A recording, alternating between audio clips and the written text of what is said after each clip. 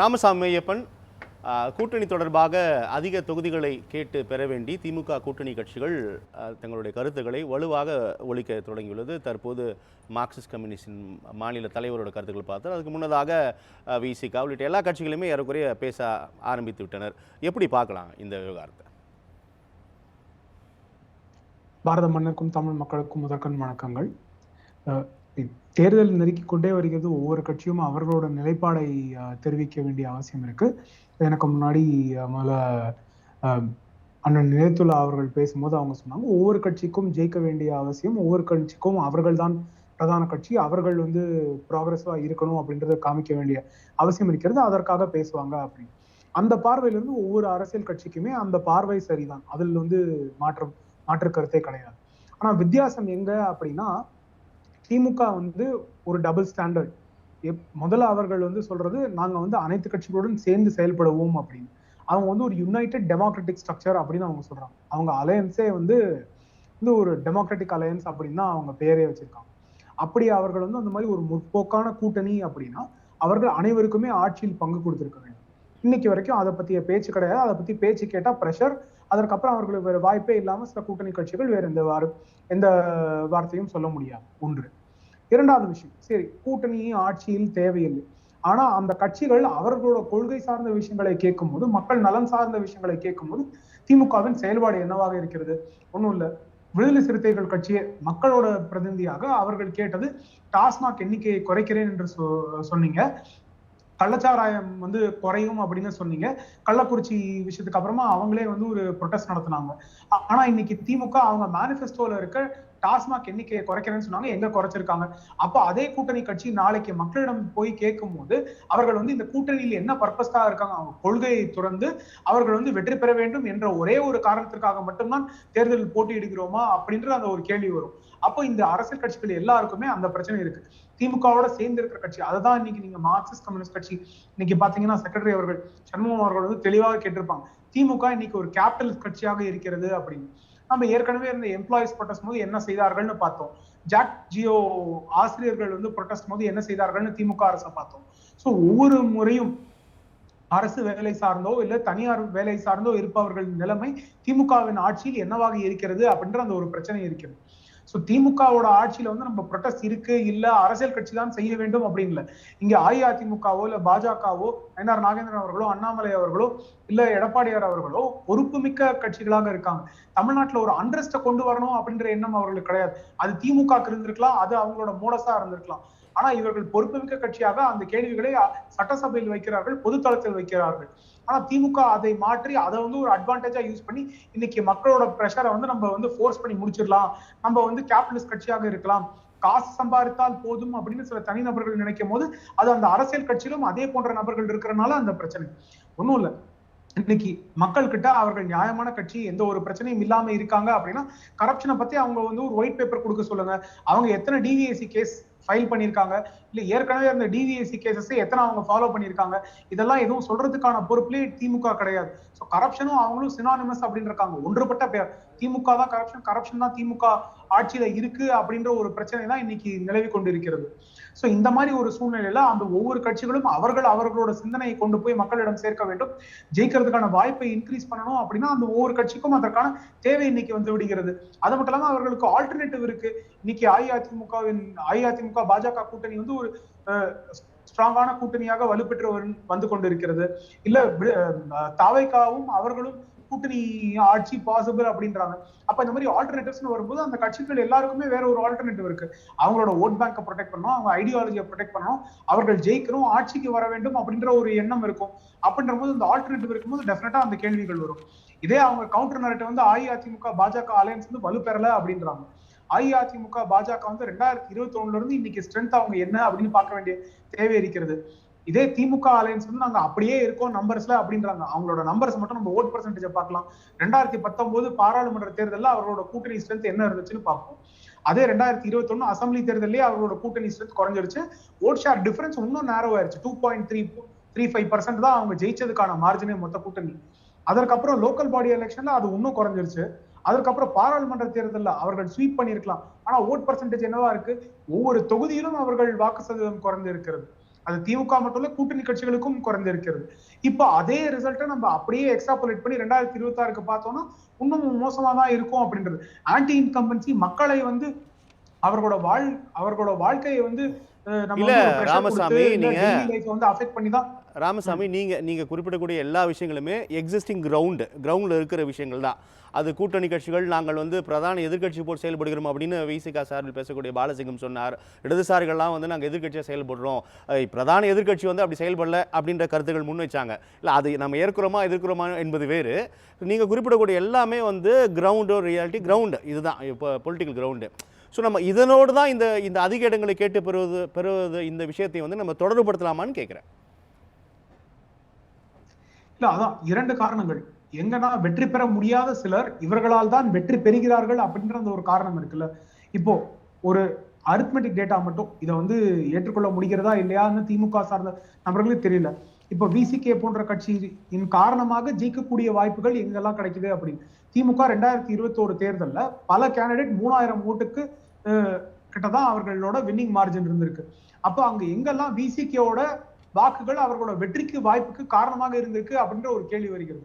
அப்போ விடுதலை சிறுத்தைகள் கட்சி அவர்கள் அந்த வாய்ப்பை ஏன் பெற முடியாது, அவர்கள் காரணமாக திமுக மட்டும் வெற்றி பெற்றால் போதுமா அப்படின்னு.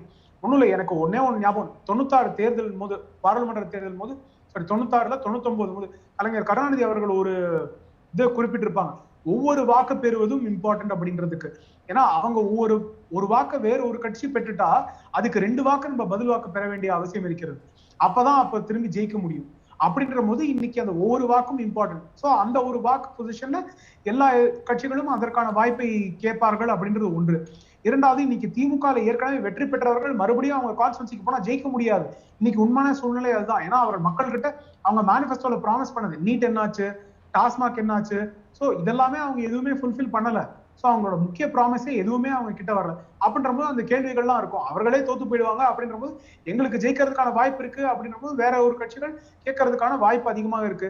இல்ல அவர்களே இன்னொரு கட்சியோட பேசும்போது, அஇஅதிமுக பாஜகவோட பேசும்போது அவர்களுக்கான வாய்ப்பு அதிகமா இருக்கலாம். இல்ல தாவேகாவோட பேசும்போது அவர்களுக்கான வாய்ப்பு அதிகமா இருக்கலாம். ஒண்ணும் இல்ல, at the end of the day இதுவும் மார்க்கெட் ஃபோர்சஸ் தான். எனக்கு ஆப்பர்ச்சுனிட்டி நிறைய இருக்கு, டிமாண்ட் இன்னொரு இடத்துல நல்லா இருக்கு, நான் அந்த இடத்துல போய் இன்னும் பெட்டரா பர்ஃபார்ம் பண்ண முடியும், நான் எதுக்கு தோல்வி பெற இடத்துல இருக்கணும். சோ அதனால ஒவ்வொரு கட்சிகளும் அதை நோக்கி பார்க்கக்கூடிய பார்வை இருக்கிறது. ஒண்ணும் இல்ல, காங்கிரஸ்ல இப்ப வித்தியாசம் என்னன்னா, ஐயா இதயத்துல்லா அவர்கள் சொல்லும் போது அவர்கள் சொல்றாங்க ஜெயிக்கிற வாய்ப்பு அப்படின்றது. அவர்கள் எங்கெல்லாம் தேவையோ அந்த ஜெயிக்கிற வாய்ப்பை இன்க்ரீஸ் பண்ண வேண்டிய அவசியம் இருக்கு. ஆனா இதே பொசிஷன் காங்கிரஸ்ல இருக்க மற்றவர்களுக்கே கிடையாது. ஏன்னா அந்த ஒரு பொசிஷன் இருந்தா அவர்கள் வேற கோரிக்கையை வைத்திருப்பார்கள். காங்கிரஸை இப்ப லாஸ்ட் 1 இயர்ல பாத்தீங்கன்னா கார்த்தி சிதம்பரம் ஐயா இல்லாட்டி இதயத்துல்லா ஐயா அவர்கள் வைக்கிற கேள்வியை மற்ற காங்கிரஸ் தலைவர்கள் வைக்கிறது கிடையாது. அவர்கள் வந்து என்ன இருந்தாலும் போதும், நம்ம இதோடய இருந்துக்கலாம், கண்டென்ட்டா இருக்கிற மாதிரி இருக்காங்க. அப்ப அது ஒரு அரசியல் கட்சிக்கே அது நல்லதா இல்லையா அப்படின்னு தெரியல. டெஃபினட்டா டெமோக்ரஸிக்கும் நல்லது கிடையாது. டெமோக்ரஸிக்கு ஒவ்வொருத்தரும் அவர்கள் வந்து போட்டியிட வேண்டும், ஒவ்வொருத்தரும் எல்லார்கிட்ட இருக்கிற குறைகளையும் காட்ட வேண்டும். அப்பதான் வந்து மக்களுக்கு வந்து உண்மையான நிலவரம் என்னன்னே தெரியும். ஆனா இங்க இருக்க ஒரு டெமோக்ரஸி இல்லாம நான் வச்சதுதான் சட்டம், நான் சொல்றதா எல்லாரும் பண்ணணும் அப்படின்ற ஒரு பிரஷர் அட்மாஸ்பியர்ல மட்டும் இருந்தா அங்க டெமோக்ரஸியே கிடையாது. சோ உள்கட்சி டெமோக்ரஸி இல்ல, கூட்டணி டெமோக்ரஸி இல்ல, அப்புறம் மக்கள் கிட்ட இருந்து அவர்கள் மக்களாட்சி தான் நாங்க சரியாக செய்யறோம் அப்படின்னு திமுக எங்க இருந்து நினைக்க முடியும்? நம்ம தொடர்ந்து பேசலாம் ராமசாமி. முதல்ல இதெல்லாம் கேளுங்க, அதுக்கப்புறமா அதிக இடங்களை கேளுங்கள் என்ற உங்களுடைய கருத்தை நான் மிக சரியாக புரிஞ்சுக்கிறேன். இந்த கேள்வியோட நான் இதயதுல்லா கிட்ட கொண்டு போகிறேன். இதெல்லாம் நீங்கள் அந்த கடந்த 21 சட்டமன்ற தேர்தலில் அதிமுக கூட்டணி திமுக கூட்டணி இடையிலான வாக்கு சதவீதம் 26 சட்டமன்ற தேர்தலில் எதிரொலிக்குமான்ற ஒன்று. மற்றொன்று, இதை முன்வைத்து தான் அந்த கூட்டணிகள் அதிக இடங்களை கேட்டு பெறுவதற்கான தேவை ஏற்படுகிறது. ஏன்னா யாருமே வந்து நீங்கள் லூஸ் பண்ணிக்க மாட்டீங்கிற ஒரு பெரும் நம்பிக்கை 26 இருக்கிறது அப்படின்ற ஒரு கருத்துக்களும் எதிர்மே தொடர்கின்றன. நீங்கள் குறுக்கிட்டீங்க, உங்கள் கருத்தோட இதை நீங்கள் பேசலாம். அது மொத்தமே 100 விழுக்காடு தான், 100% வாக்கு தான் இருக்குது. ஆமாம், இப்போ எங்களுக்கு ஏறத்தாழ 56, 52, 46க்கு குறைஞ்சி நாங்கள் என்றைக்குமே கீழே போனதில்லை.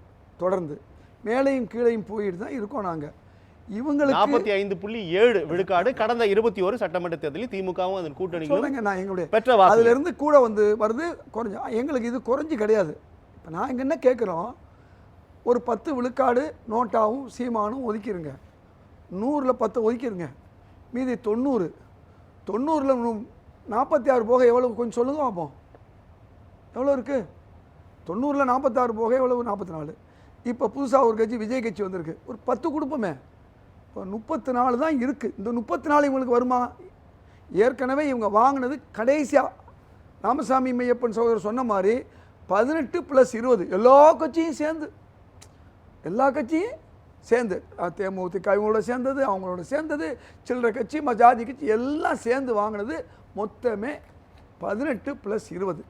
இந்த 32க்கு புது ஆபத்து வந்து விஜய் கட்சி மூலமாக வந்திருக்கு. இது அதில் ஒரு 5 எடுத்தால் கூட இவங்க நிலைமை என்ன 33 தான்.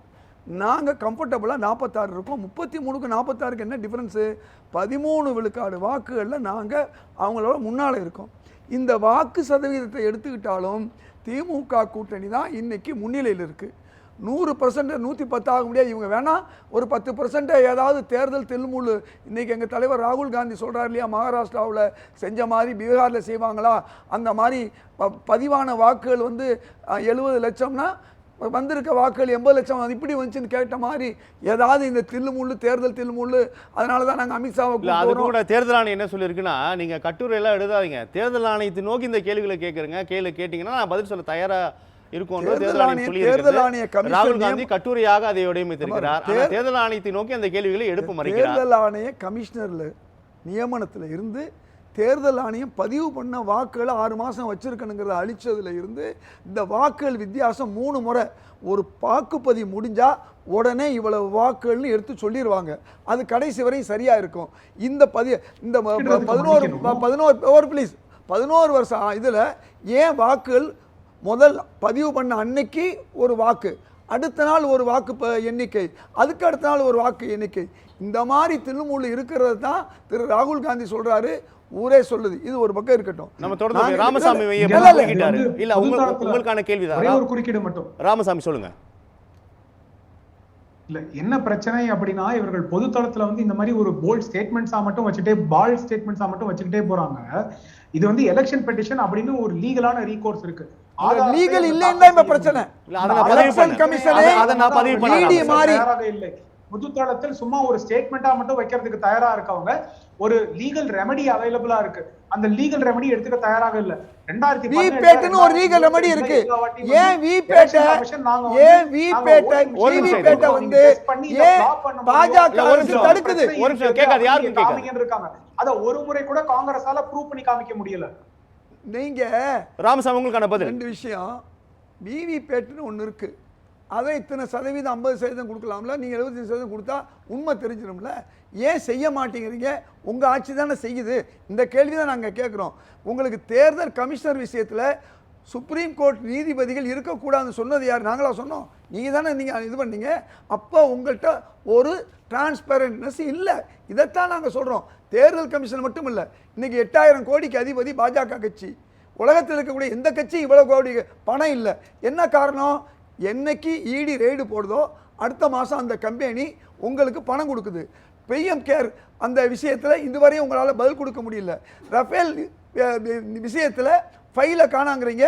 ஒரு கவரை கொண்டு போய் சுப்ரீம் கோர்ட்டில் கொடுத்து அதை நம்ப வச்சு தீர்ப்பு வாங்குறீங்க.